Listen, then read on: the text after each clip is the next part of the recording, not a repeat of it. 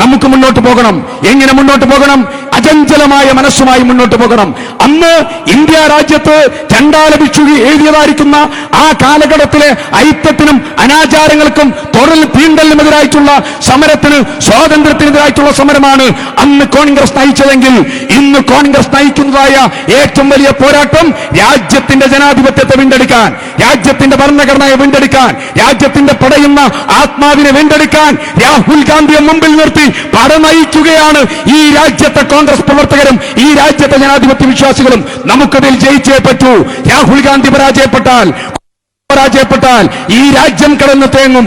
രാജ്യത്തിന്റെ സ്വാതന്ത്ര്യത്തിന് നേതൃത്വം കൊടുത്ത കോൺഗ്രസ് പ്രസ്ഥാനം, രാജ്യത്തെ വളർത്തിയെടുത്ത ഈ രാജ്യത്തെ കോൺഗ്രസ് പ്രസ്ഥാനം, ദണ്ഡി യാത്രക്ക് നേതൃത്വം കൊടുത്ത കോൺഗ്രസ്, ഉപ്പ് സത്യാഗ്രഹത്തിന് നേതൃത്വം കൊടുത്ത കോൺഗ്രസ്, ക്വിറ്റ് ഇന്ത്യ സമരത്തിന് നേതൃത്വം കൊടുത്ത കോൺഗ്രസ്, ദേശീയ പതാക ഉയർത്താൻ നേതൃത്വം കൊടുത്ത കോൺഗ്രസ്, ഈ രാജ്യത്ത് ബ്രിട്ടീഷ് പതാക താഴ്ത്താൻ നേതൃത്വം കൊടുത്ത കോൺഗ്രസ്, ഈ രാജ്യത്ത് പഞ്ചവത്സര പദ്ധതികൾക്ക് നേതൃത്വം കൊടുത്ത കോൺഗ്രസ്, ഈ രാജ്യത്ത് പ്ലാനിംഗ് ബോർഡ് ഉണ്ടാക്കിയ കോൺഗ്രസ്, തരിശു നിലങ്ങളിലേക്ക് വെള്ളമെത്തിക്കാൻ നേതൃത്വം കൊടുത്ത കോൺഗ്രസ്, അത്യുൽപാദന ശേഷിയുള്ള വിത്തനങ്ങൾ ഉണ്ടാക്കാൻ നേതൃത്വം കൊടുത്ത കോൺഗ്രസ്, ശ്രീഹരിക്കോട്ടയിൽ വിക്ഷേപണ തറയിൽ നിന്ന് ആര്യഭട്ട മുതൽ ഇൻസാറ്റും ASLV-യും PSLV-യും ചന്ദ്രയാൻ ചൊവ്വ ദൗത്യങ്ങൾക്ക് നേതൃത്വം കൊടുത്ത ഇന്ത്യൻ നാഷണൽ കോൺഗ്രസ്, 3 യുദ്ധങ്ങൾ രാജ്യം നേരിട്ടപ്പോ കമ്മ്യൂണിസ്റ്റ് ചൈനയെ പ്രതിരോധിച്ച ഇന്ത്യൻ നാഷണൽ കോൺഗ്രസ്, ഈ രാജ്യത്തോട് പടപൊരുതാൻ പാകിസ്ഥാൻ കടന്നു വന്നപ്പോ ആ പാകിസ്ഥാനെ പിടിച്ചു നിർത്താൻ നേതൃത്വം കൊടുത്തതായിരിക്കുന്ന കോൺഗ്രസ്, പാകിസ്ഥാന്റെ ഭൂപടത്തിൽ നിന്ന് 12,000 പരം കിലോമീറ്റർ സ്ഥലം, ചതുരശ്ര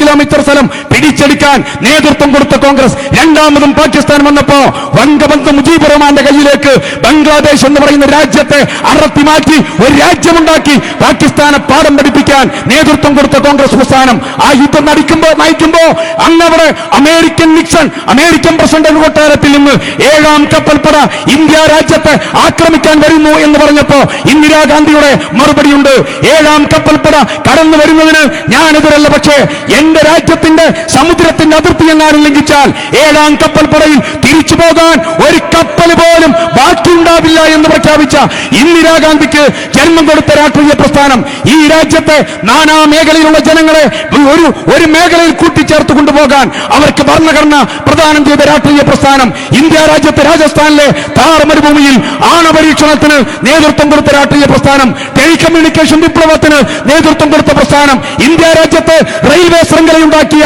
രാഷ്ട്രീയ പ്രസ്ഥാനം, ഈ രാജ്യത്തെ all India institute of medical sciences ഉൾപ്പെടെ ഇന്ത്യ രാജ്യത്ത് ഒരുപാട് സ്ഥാപനങ്ങൾക്ക് നേതൃത്വം കൊടുത്തതായിരിക്കുന്ന പ്രസ്ഥാനം, ഈ രാജ്യത്ത് കേന്ദ്ര സർവകലാശാലകൾ ഉണ്ടാക്കിയെടുക്കാൻ നേതൃത്വം കൊടുത്ത പ്രസ്ഥാനം, വനാന്തരങ്ങളിൽ ഗറില്ലകളെ പോലെ താമസിക്കുന്ന പാവപ്പെട്ടവന് താമസിക്കാൻ വനാവകാശ നിയമം കൊടുത്ത രാഷ്ട്രീയ പ്രസ്ഥാനം, ഈ ലോകത്തുള്ള ഏറ്റവും വലിയ ദാരിദ്ര്യ നിർമ്മാർജ്ജന നയം ഏത് എന്ന് ചോദിച്ചാൽ തർക്കം നിങ്ങൾക്ക് വേണ്ട, അത് മഹാത്മാഗാന്ധി ഗ്രാമീണ തൊഴിലുറപ്പ് പദ്ധതിയാണ്.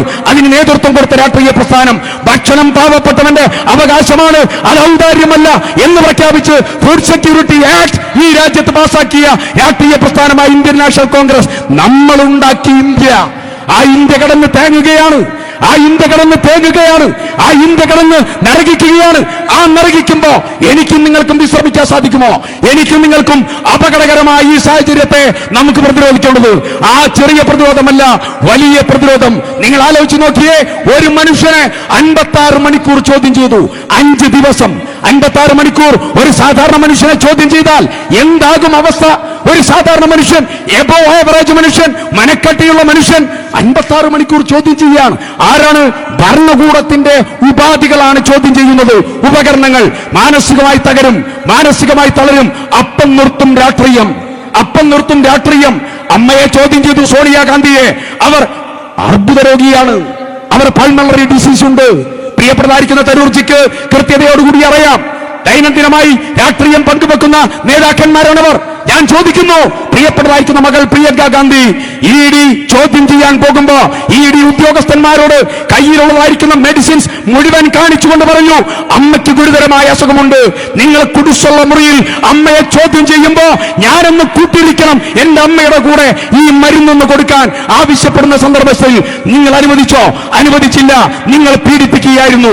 പാർലമെന്റിൽ രാഹുൽ ഗാന്ധി സംസാരിക്കുമ്പോ നിങ്ങൾ അവിടെ തടസ്സപ്പെടുത്താൻ നേതൃത്വം കൊടുക്കുകയാണ്. പാർലമെന്റിൽ പ്രസംഗിച്ചു കഴിയുമ്പോ നിങ്ങൾ പാർലമെന്ററി പ്രൊസീഡിംഗ്സിൽ നിന്ന് അത് നിങ്ങൾ എടുത്തു മാറ്റുകയാണ്. അത് കഴിഞ്ഞതിന് ശേഷം നിങ്ങൾ ജനുവരി മാസം 30 ചെയ്ത പ്രസംഗത്തിന്റെ പേരിൽ ഡൽഹി പോലീസിനെ നിങ്ങൾ വീട്ടിലേക്ക് പറഞ്ഞയക്കുകയാണ് രാഹുൽ ഗാന്ധിയെ ചോദ്യം ചെയ്യാൻ. അത് കഴിഞ്ഞ് വളഞ്ഞ വഴികളൊക്കെ പ്രിയപ്പെട്ട തരൂർജി ഇവിടെ സൂചിപ്പിച്ചു, ഞാനതിലേക്ക് പോകുന്നില്ല. വളഞ്ഞ വഴികളിലൂടെ അദ്ദേഹത്തിന്റെ പാർലമെന്റ് അംഗത്വം നിങ്ങൾ റദ്ദാക്കി. അത് കഴിഞ്ഞ് വീട്ടിൽ നിന്ന് അദ്ദേഹത്തോട് പോകാൻ നിങ്ങൾ ആവശ്യപ്പെടുന്നു. ഞങ്ങൾ ഒരു കാര്യം പറയാ, രാഹുൽ ഗാന്ധിയെ നിങ്ങൾ 1000 തവണ ഡിസ്ക്വാളിഫൈ ചെയ്താലും രാഹുൽ ഗാന്ധി മോദിയുടെ നെഞ്ചത്തേക്ക് ചൂണ്ടിയ വിരലുണ്ടല്ലോ, ആ വിരൽ താഴോട്ട് പോവില്ല എന്ന് ഉത്തരവാദിത്വത്തോടു കൂടി സൂചിപ്പിക്കുന്നു. രാഹുൽ ഗാന്ധി അറിയുന്നവരാണ് നമ്മൾ.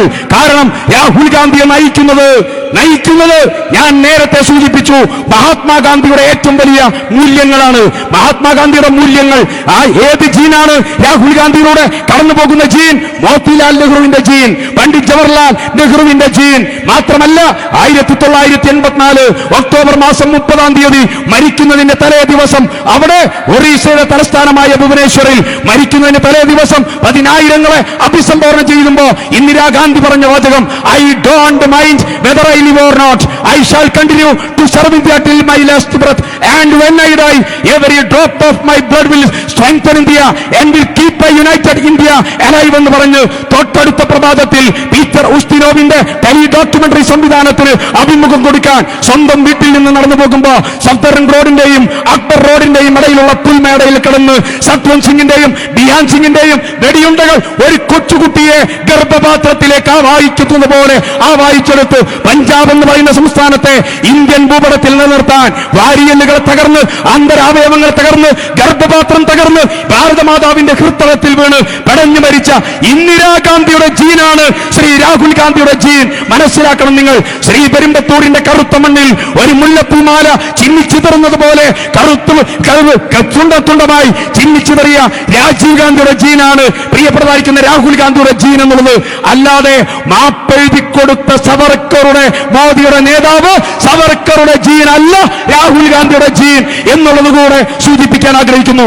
അതുകൊണ്ട് തന്നെ 30 രാജ്യത്തിനെ തിരികെ പിടിക്കാൻ, ജനാധിപത്യത്തെ തിരികെ പിടിക്കാൻ, ഭരണഘടനയെ തിരികെ പിടിക്കാൻ മൃതസഞ്ജീവനിയായി ഒരു മനുഷ്യൻ വന്നു.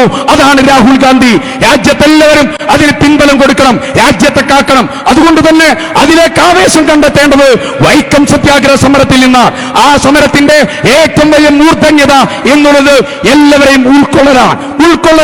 ആ ഉൾക്കൊള്ളലിന്റെ ഇൻക്ലൂസീവ്നെസിന്റെ ഏറ്റവും മനോഹരമായ പ്രതലം ഏത് എന്ന് ചോദിച്ചാൽ അത് ഇന്ത്യൻ നാഷണൽ കോൺഗ്രസ് ആണ്.